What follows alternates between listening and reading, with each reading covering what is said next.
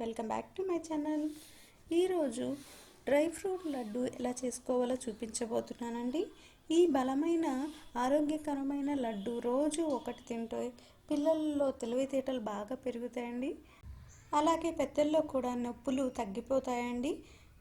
చాలా హెల్దీ అయిన ఈ డ్రై ఫ్రూట్ లడ్డు మనకి ఇంట్లోనే ఈజీగా అండ్ హైజీన్ వేలో ఎలా చేసుకోవాలో పర్ఫెక్ట్ కొలతలతో స్వీట్ షాప్కి మించిన టేస్ట్ వచ్చేటట్లు ఎలా చేసుకోవాలో అనేది నేను ఇక్కడ చూపించబోతున్నానండి. వీడియోని స్కిప్ చేయకుండా ఫుల్ వీడియో అయితే చూసేయండి. ఫుల్ వీడియో చూసినట్టయితే నేను ఎక్కడ ఏ పాయింట్ చెప్తున్నానో అనేది స్కిప్ అవ్వకుండా చేయగలుగుతారనమాట. సో ఈ వీడియోని స్కిప్ చేయకుండా అండ్ ఫుల్గా చూసేసి మీకు నచ్చినట్టయితే లైక్ చేయండి అండ్ ఛానల్ని సబ్స్క్రైబ్ చేసుకోండి. ఇంకా మరి ప్రొసీజర్లోకి వెళ్దామా?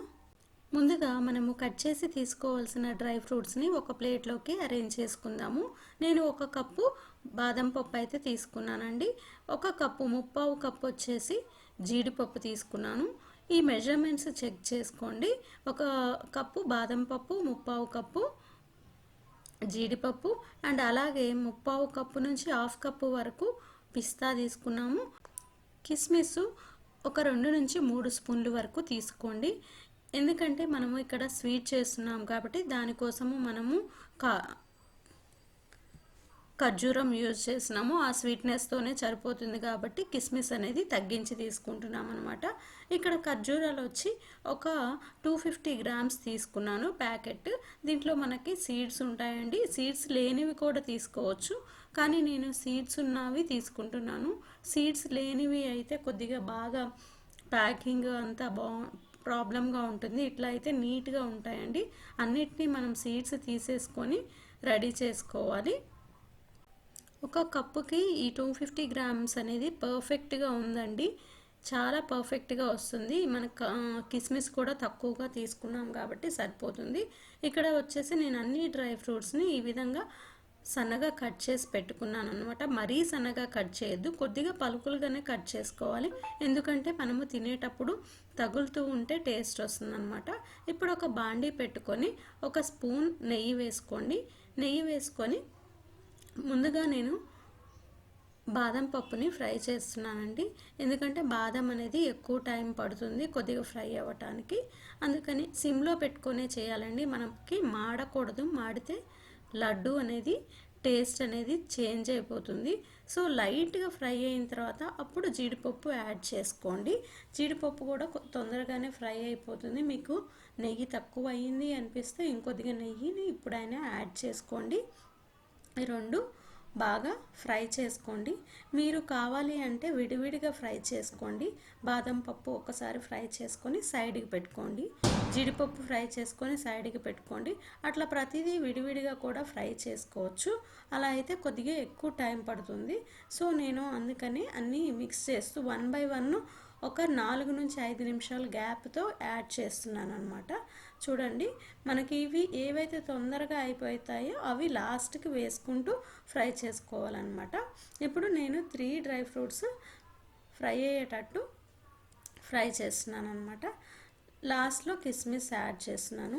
ఈ డ్రై ఫ్రూట్సే కాదండి, మీ దగ్గర ఏవి అవైలబుల్గా ఉన్నా అన్నీ యూజ్ చేసుకోవచ్చు. ఇవి అయితే పిల్లలు ఈజీగా తింటారు. ఇంకా మనం వేరే ఐటమ్స్ డ్రై ఫ్రూట్స్ యాడ్ చేస్తే తొందరగా తినరనమాట. ఇవి రెగ్యులర్గా తినే డ్రై ఫ్రూట్స్ కాబట్టి తినడానికి ఇష్టపడతారు. కొద్దిగా ఒక 2 నుంచి 3 స్పూన్లు ఎండు కొబ్బరి పౌడర్ వేయండి. తురిమింది వేసుకుంటే లాస్ట్లో ఆ వేడికి ఫ్రై అయిపోతుందండి. స్టవ్ ఆఫ్ చేసుకొని ఫ్రై చేసుకోండి. ఎందుకంటే ఎండు కొబ్బరి అనేది తొందరగా మాడిపోతుంది కదా.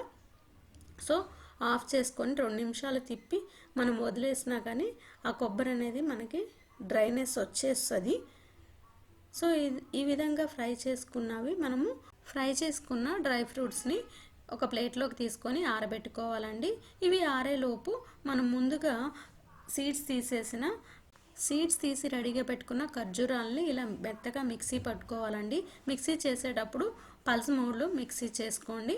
ఇవి మిక్సీ అయిన తర్వాత ఒక ప్యాన్ తీసుకొని దాంట్లోకి నెయ్యి వేసుకోండి. 1 స్పూన్ దాకా నెయ్యి వేసుకొని మనం మిక్సీ పట్టుకున్న ఈ ఖర్జూర పేస్ట్ని వేసి బాగా మెత్తగా పేస్ట్ లాగా అయ్యేటట్టు కలుపుతూ ఉండాలండి. ఇది మనకి బాగా సాఫ్ట్నెస్ వస్తుందన్నమాట వేడికి. ఆ వేడికి మెత్తగా సాఫ్ట్ అయిపోయి మనకి ఉండ చుట్టడానికి ఈజీ అవుతుందన్నమాట. సో ఈ విధంగా కలుపుకుంటూ ఉండాలి. ఇదే మనకి ప్రాసెస్ అండి. మిగతాదంతా చాలా ఈజీ డ్రై ఫ్రూట్ లడ్డు చేయటం అనేది. దీన్నే కొద్దిగా మనం సిమ్లో పెట్టుకుంటూ ఇలా మిక్స్ చేసుకుంటూ ఉంటే మనకు ఈ విధంగా స్మూత్నెస్ వచ్చింది. కొద్దిగా ఉడికినట్టు అనిపిస్తుంది. ఆ టైంలో మనం ఇంకా సరిపోతుంది. దీన్ని స్టవ్ ఆఫ్ చేసుకొని మనము ముందుగా రెడీ చేసి పెట్టుకున్న డ్రై ఫ్రూట్స్లో యాడ్ చేసుకోవాలి.